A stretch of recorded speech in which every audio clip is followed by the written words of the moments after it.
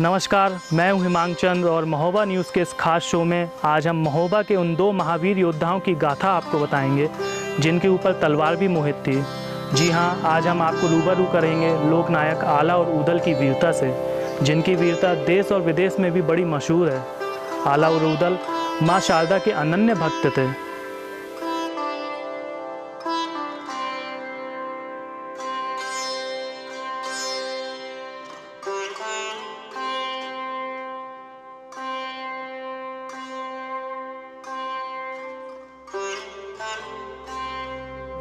ऐसा कहा जाता है कि आला ऊदल बड़े लड़ैया जिनके बल को नहीं शुमार, जा दिन जन्म भयो ऊदल को धरती मांगे धन और द्वार। ये लाइनें हैं लोकनायक आला और ऊदल की। आपको बता दें, इतनी सदियों के बीतने के बावजूद भी आला और ऊदल की गाथा को उत्तर भारत का हर एक नागरिक खूब पसंद करता है। महोबा राज्य के राजा हुआ करते थे राजा परमाल, और राजा परमाल की समृद्ध नगरी का सुरक्षा का दायित्व दो भाई दसराज और भक्षराज के कांधों पर था। ऐसा कहा जाता है कि दसराज और भक्षराज की शादी ग्वालियर के अहीर राजा दलपत की पुत्री सुजला और देवला के साथ हुआ था।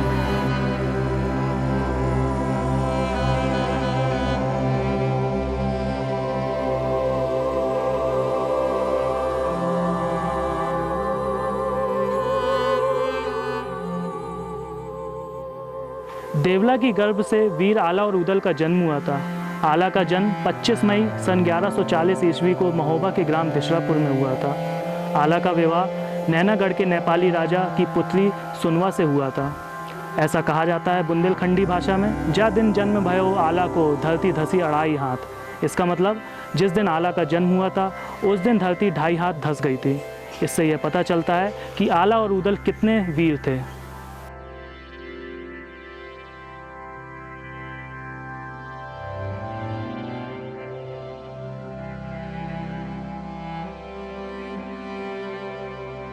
पंडित परमानंद जी ने कहा था कि अगर रामचरितमानस के बाद सबसे लोकप्रिय ग्रंथ कोई है तो वह सिर्फ आलाखंड है। बुंदेलखंड की ग्रामीण जनता के लिए आलाखंड एक धर्म ग्रंथ के समान है और नगर महोबा कुरुक्षेत्र तुल्य है।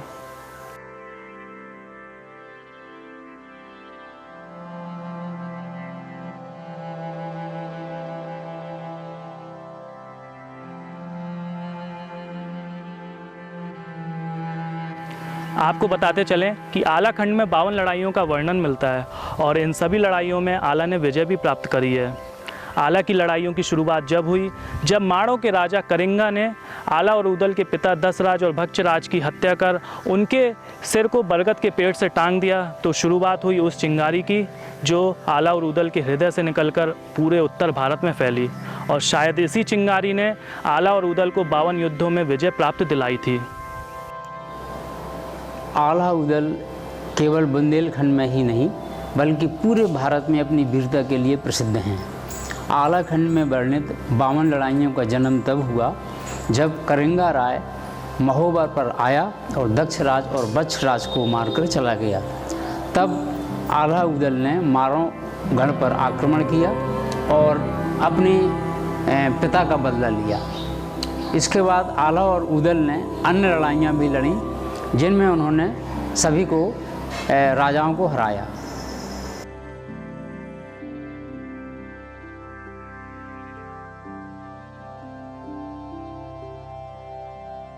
आला अपने पिता का बदला लेते हुए कहा करते थे, बदला लिए हम दादा को बजिए रात दिन तलवारें, ईट ईट माड़ों की खोदें पक्को ताल दिए बनवाएं। और इस तरह से आला की जीत का सिलसिला चलता चला गया और इसलिए बुंदेलखंड की जनता में आज भी इस तरीके का विश्वास है कि आज भी आला अमर हैं।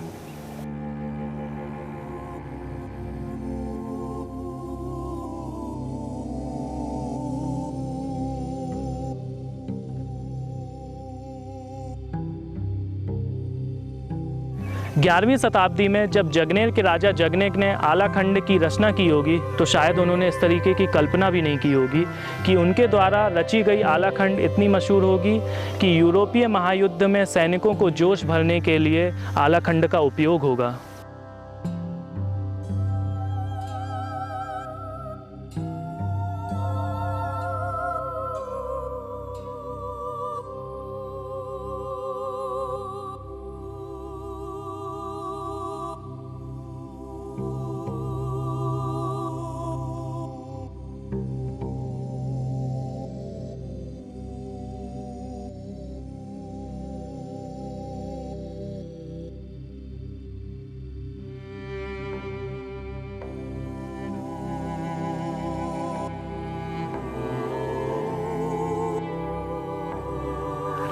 आपको यह भी बताते चलें कि राजा परमाल के दरबार में आला उदल एक वरिष्ठ सेना नायक की उपाधि प्राप्त थी और आलाखंड में ऐसा भी वर्णन है कि माहिल के दुश्मन आला उदल थे और माहिल की वजह से आला उदल को महोबा का राज दरबार छोड़ करके उन्नाव के राजा जयचंद के यहाँ शरण लेनी पड़ी थी।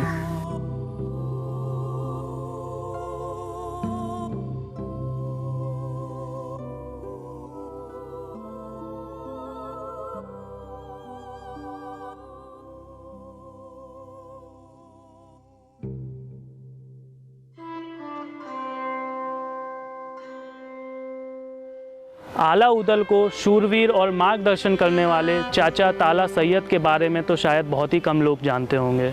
चाचा ताला के ही सैन्य संरक्षण में आला उदल ने महारत हासिल करी थी। चाचा ताला आला उदल को अपने पुत्रों के समान मानते थे, तो वहीं आला उदल भी चाचा ताला को अपने पिता के तुल्य मानते थे।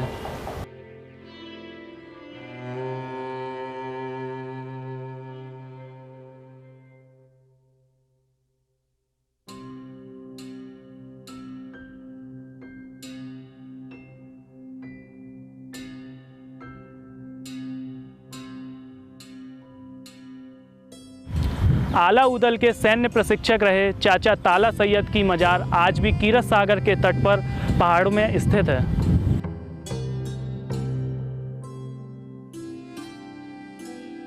जैसा हमने आपको बताया था कि आलाखंड में 52 गढ़ की लड़ाइयों का वर्णन मिलता है और इन लड़ाइयों में सबसे ज़्यादा महत्वपूर्ण लड़ाई थी नैनागढ़ की लड़ाई, क्योंकि इस लड़ाई में आला के ब्याह का भी वर्णन है।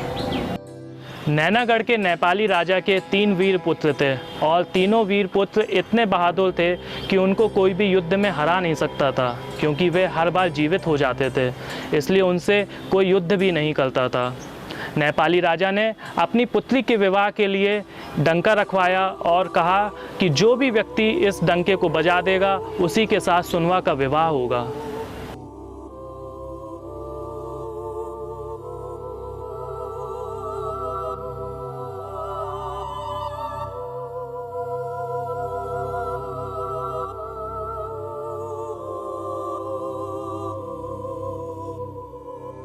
इस शर्त को सुनने के बाद आला उदल, चाचा ताला सैयद और मलखान और जगनेक 7 दिन का सफ़र करने के बाद नैनागढ़ पहुँचे और शर्त के मुताबिक उदल ने उस डंके को बजा दिया, जिसके बाद नेपाली राजा के 1000 सैनिक व पटना के राजा पूरन ठाकुर के बीच में युद्ध हुआ और इस युद्ध में उदल ने पूरन ठाकुर और नेपाली राजा के 1000 सैनिक को हरा करके अपने डेरा में आ गए।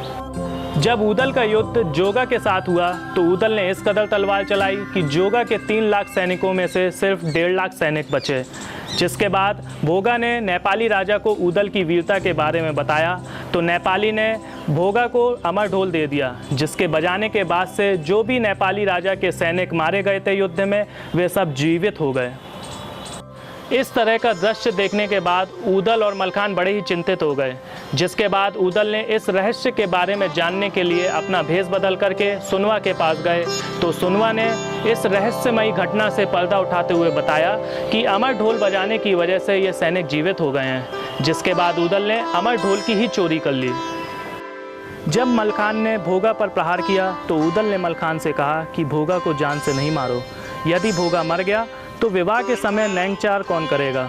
आलाखंड में ऐसा वर्णन मिलता है, भगे सिपाही नैनागढ़ के अपने डार डार हथियार, बड़े लड़ैया महुबे वाले सब दल काट करो खलियान।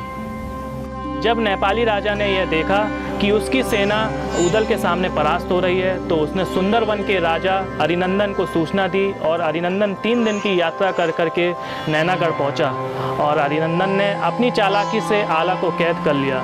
और जब उदल को यह पता चला कि अरिनंदन आला को कैद करके सुंदरवन ले गया है तो उदल ने बड़ी चतुराई से आला को अरिनंदन के कैद से मुक्त कराया। आला के कैद मुक्त होने के बाद दोनों दलों के बीच में नैनागढ़ की रणभूमि में भयानक युद्ध हुआ था।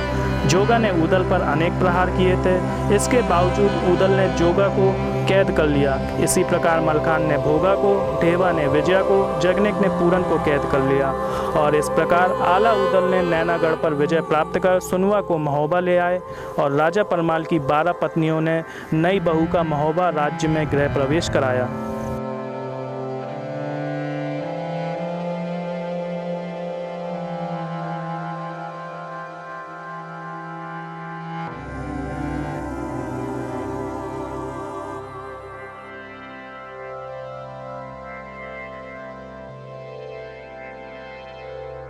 उस समय की रीति हो या शक्ति का प्रदर्शन, आला और उदल ने दिल्ली के राजा पृथ्वीराज चौहान की बेटी बेला का विवाह अपनी तलवार की नोक के दम पर राजा परमाल के बेटे ब्रह्मा से करवा दिया था। जैसा हमने आपको बताया था कि माहिल के दुश्मन आला और उदल थे और माहिल की वजह से आला और उदल को महोबा का राज दरबार छोड़ना पड़ा था। जब आला और उदल महोबा छोड़ करके उन्नाव चले गए तब महोबा वीरों से वीरान हो गया था और माहिल ने इस मौके का फ़ायदा उठाते हुए दिल्ली के राजा पृथ्वीराज चौहान को यह सूचना दी कि महोबा अब वीरों से वीरान हो गया है और आप महोबा आकर के महोबा को लूट लीजिए। जिसके बाद पृथ्वीराज चौहान सन 1182 में महोबा आया और उसने महोबा के राजा परमाल के सामने अपनी 4 मांगें रखीं और यह मांगें थीं 9 लका हार, उड़न बछेरा और खजुआ की बैठक, साथ ही साथ राजकुमारी चंद्रावल का डोला।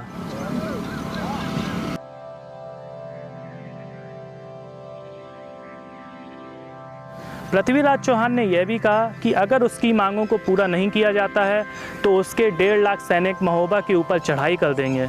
जिसके बाद राजा परमाल और रानी मल्ला ने पृथ्वीराज चौहान की मांगों को पूरा करने के लिए 8 दिन का समय मांगा। जैसे ही राजा परमाल को मौका मिला उन्होंने जगनिक को यह आदेश दिया कि जल्द से जल्द आला उदल को यह संदेश दिया जाए कि महोबा के ऊपर पृथ्वीराज चौहान आक्रमण करने वाला है। जैसे ही आला उदल को यह संदेश मिला कि महोबा के ऊपर संकट के बादल छाने वाले हैं तो तुरंत ही आला और उदल महोबा वापस आ गए।